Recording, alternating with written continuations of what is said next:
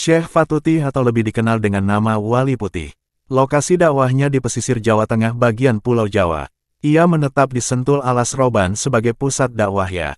Oleh karena itu, di wilayah tersebut banyak penganut agama Islam.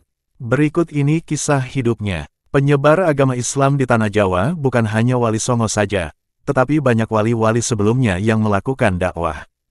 Hanya saja kedatangannya sebelum kerajaan Islam Demak Bintoro berdiri, sehingga lepas dari penulisan buku babat yang ada. Salah satu wali itu adalah Syekh Fatuti, yang masyarakat menyebutnya dengan nama Wali Putih. Lidah orang Jawa yang menyebut dengan nama Wali Putih, istilahnya keseleo lidah, tapi orang Arab menyebutkan dengan nama yang fasih Syekh Fatuti. Ia dari Arab kemudian tinggal di Kerajaan Palembang memiliki jabatan sebagai Senapati Agung. Oleh karena itu, bukan hanya seorang yang gagah perkasa dan sakti, melainkan memiliki ketinggian ilmu agama Islam. Juga, menjadi seorang penyebar agama di daerah Sumatera. Pada suatu hari Raja Palembang mendapat ilham dari Allah agar pindah ke Tanah Jawa.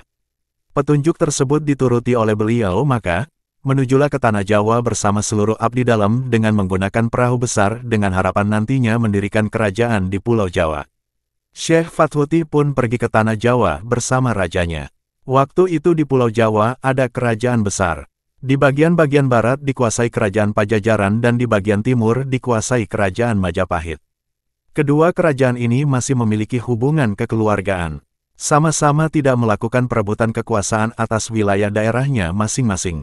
Perjalanan menuju Tanah Jawa, Raja Pelembang Jawa Tengah bagian tengah.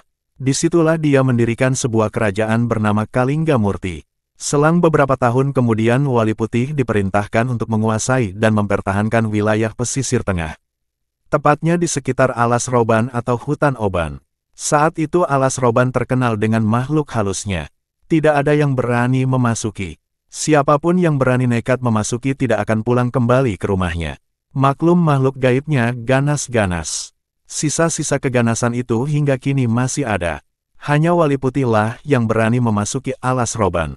Karena memiliki ilmu seperti yang dimiliki Syekh Subakir penumbal Gunung Tidar. Kemudian ia melakukan perlawanan terhadap makhluk halus penunggu hutan tersebut. Dalam pertarungan itu dimenangkan dirinya. Kemudian Wali Putih memasang tumbal di hutan Alas Roban agar para makhluk halus yang menghuni mereda dan tidak mengganggu kerajaan maupun rakyat. Para makhluk gaib itu pun bersedia mematuhi dan tetap tinggal di tempat semula. Karena sudah menjadi rumahnya selama beribu-ribu tahun. Sedangkan Syekh Fatuti sendiri menetap di daerah yang tidak jauh dengan Alas Roban, yaitu Desa Sido Muncul atau yang sekarang bernama Sentul. Di samping menjalankan tugas kerajaan, ia juga melakukan dakwah agama Islam keliling di sekitar wilayah pesisir Jawa Tengah. Dengan berbekal karomah yang diberi Allah, maka Wali Putih banyak sekali umatnya, baik itu manusia maupun makhluk halus. Karena masalah dakwah Islam dinomorsatukan, kemudian ia meminta kepada rajanya untuk diizinkan menetap di wilayah Alas Roban selamanya. Permintaan itu direstui oleh ratunya. Dengan menetapnya Wali Putih di Alas Roban, maka masyarakat sangat senang dan tentram. Sebab, mereka telah menemukan tuntunan yang hak dan benar, yaitu agama Islam, dapat menjalankan ibadah dengan baik tanpa diganggu makhluk gaib. Dalam melakukan dakwah lebih banyak menggunakan cara-cara yang sopan, tidak menentang adat yang sebelumnya ada. Sifat-sifat arif dan bijaksana menjadikan kekuatan dalam menyebarkan agama Islam. Ia tidak menggunakan alar kesenian sebagaimana yang dilakukan Wali Songo, melainkan pendekatan menggunakan ilmu gaib. Karena lingkungan sekitarnya banyak makhluk-makhluk gaib yang tinggal. Juga masyarakat yang didakwahi masih banyak yang mempercayai adanya makhluk gaib. Sehingga ilmu kegaiban yang dimiliki dapat digunakan untuk mempengaruhi mereka. Sehingga dapat membedakan antara kekuatan setan dengan kekuatan malaikat. Dalam dakwahnya beliau selalu berpesan bahwa bila besok Tanah Jawa sudah ada raja yang kudungan gambar jagat, agama Islam akan pecah menjadi berbagai aliran. Juga, makamnya akan dirawat anak cucu dan digunakan untuk membaca kalimat thayyibah.